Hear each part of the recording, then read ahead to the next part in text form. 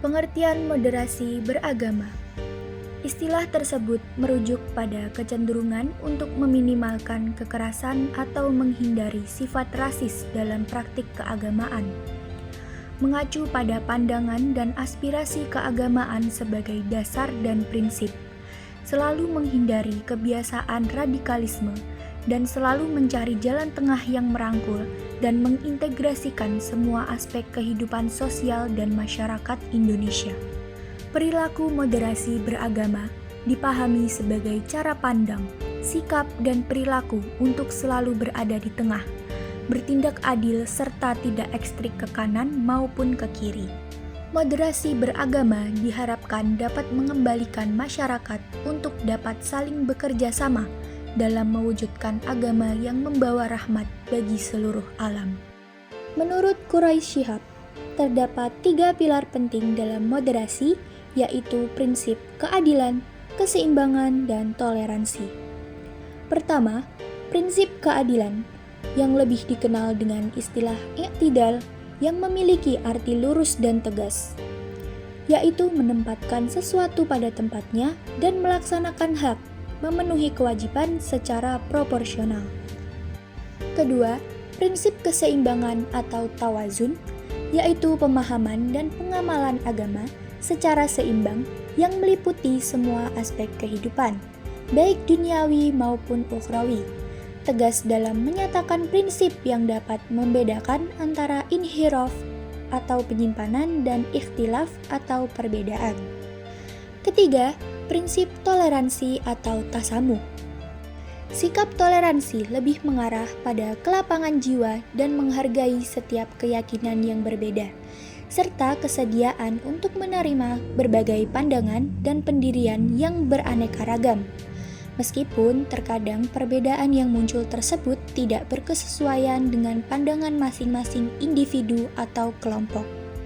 Faktor-faktor penunjang moderasi beragama. Menurut Muhammad Quraisy Shihab, langkah-langkah dalam mewujudkan moderasi beragama antara lain 1. Pemahaman yang benar terhadap teks-teks terperinci Al-Quran dan Sunnah dengan memperhatikan muqasid asy-syariah atau tujuan kehadiran agama.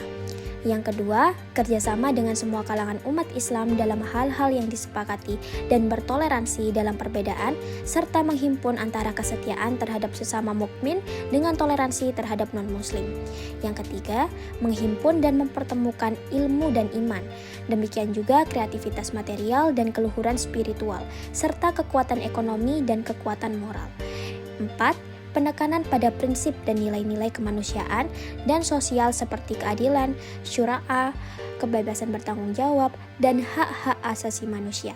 5. Mengajak kepada pembaharuan sesuai dengan tuntunan agama serta menuntut dari para ahlinya untuk melakukan ijtihad pada tempatnya. 6.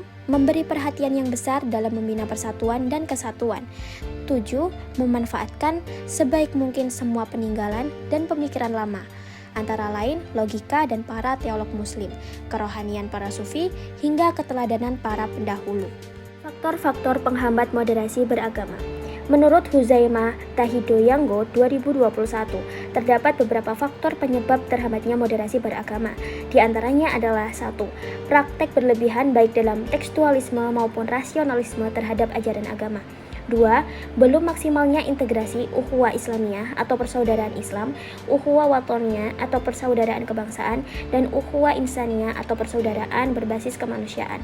3. Ketegangan antara pemeluk agama dengan masyarakat adat. 4. Sekularisme atau paham yang memisahkan antara kehidupan dunia dan akhirat. Yang 5. Radikalisme, ekstremisme, dan terorisme yang merupakan beberapa contoh bentuk-bentuk sikap ekstrim demi mewujudkan pembaharuan tatanan sosial yang cenderung menggunakan kekerasan. Yang 6. adalah sinkretisme atau percampur adukan bermacam unsur yang berbeda dari agama, misalnya Islam kejawen. Yang 7 ada ta'assub atau fanatisme berlebihan. Yang ke-8 ada disorientasi makna toleransi. Dan yang terakhir atau ke-9 adalah anomali otoritas keulamaan atau penyimpangan otoritas keulamaan. Dari pengalaman moderasi beragama di Indonesia. Umat Islam di Indonesia sudah sejak lama mempraktikkan moderasi beragama dalam kehidupannya. Tradisi ini dimulai sejak proses masuknya Islam di Indonesia yang tidak dilakukan melalui invasi, tetapi dilakukan dengan damai serta menekankan akomodasi dan akulturasi budaya lokal. Nuansa keragaman di kerajaan ini tercermin dari kebebasan masyarakat untuk menganut agama dan kepercayaannya masing-masing. Selain itu, di tepi Sungai Musi terdapat perkampungan yang meskipun dihuni oleh masyarakat yang berasal dari berbagai wilayah Nusantara, tetapi tetap memiliki tegal rasa yang tinggi sehingga bisa hidup berdampingan dan damai dalam keberagaman.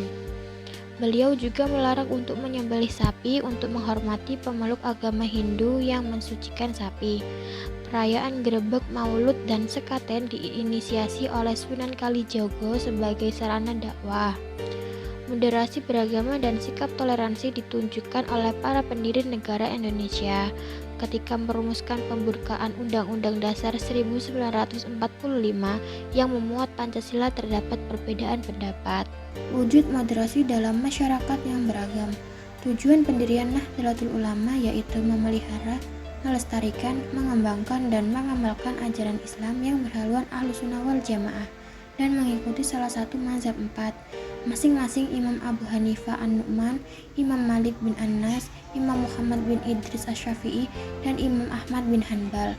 Kedua organisasi masyarakat tersebut dalam menjalankan ibadah sesuai dengan tuntunan yang ada dalam Al-Quran dan Al-Hadis. Namun, ada sedikit perbedaan, salah satunya organisasi Nahdlatul Ulama berpegang pada 4 mazhab, yaitu Imam Syafi'i, Imam Maliki, Imam Hambali, dan Imam Hanafi. Sedangkan organisasi Muhammadiyah langsung mengacu pada Al-Quran dan Al-Hadis. Mengenal kelompok-kelompok Islam. Munculnya perbedaan faham atau aliran keagamaan di antara umat Islam adalah ketika teks Al-Quran dipraktekkan Rasulullah atau dikontekstualisasikan sesuai dengan fakta yang sedang berkembang. Beberapa faktor penyebabnya yaitu yang pertama, kapasitas politik yang sangat mempengaruhi pemikiran dan pemahaman umat Islam intelektual yang menjadi syarat dalam memahami teks Al-Quran. Yang kedua, latar belakang sosiokultural, dan yang ketiga, dinamika kehidupan Al-Quran. Ajaran Islam mengutamakan persaudaraan atau ukhuwah dalam mensikapi keberagaman. Istilah ukhuwah dijelaskan dalam Quran Surat Al-Hujurat ayat 10. Implementasi keragaman dalam keberagaman. Islam sebagai agama yang paling benar di sisi Allah sangat mengutamakan perdamaian. Islam tidak mengenal kekerasan, sebagaimana Rasulullah pertama kali mengenalkan ajaran syariah Islam dengan penuh kasih. Pertama, sebagaimana difirmankan oleh Allah Subhanahu wa Ta'ala dalam Quran Surat Al-Anbiya ayat 107 yang artinya, "Dan tiadalah kami mengutus kamu, melainkan untuk menjadi rahmat bagi semesta alam." Munculnya gerakan Islam radikal di Indonesia menurut Zada dalam Damayanti disebabkan oleh dua faktor. Yang pertama, faktor internal dari dalam umat Islam sendiri. Yang kedua, faktor eksternal, baik yang dilakukan rezim penguasa maupun hegemoni barat.